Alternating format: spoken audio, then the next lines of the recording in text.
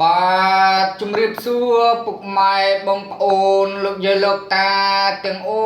ថ្ងៃនេះខ្ញុំបានលើកយកគាថាបនសាបអំពើមួយមេដើម្បីយកមកចែករំលែកទៅដល់ពុកម៉ែបងប្អូនលោកយាយលោកតាទាំងអូយកទៅសិក្សារៀនសូត្រណាគាថា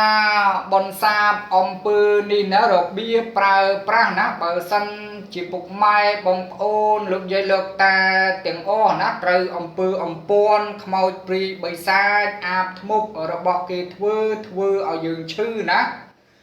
យើងអាចយកគាថានេះណាមកសរសៃផ្លុំដាក់ទឹកយកមកពិសា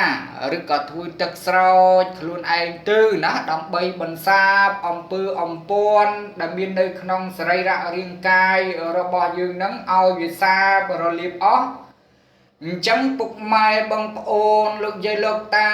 ទាំងអូនឹងបានជាសះស្បើយឡើងវិញហើយណាអញ្ចឹងទេកុំឲ្យខាតពេលវេលាកាន់ទៅវិញឆ្ងាយណាយើងចូលទៅរៀននៅគាថាយើងទាំងអស់គ្នាចៈតោរោថេណੰ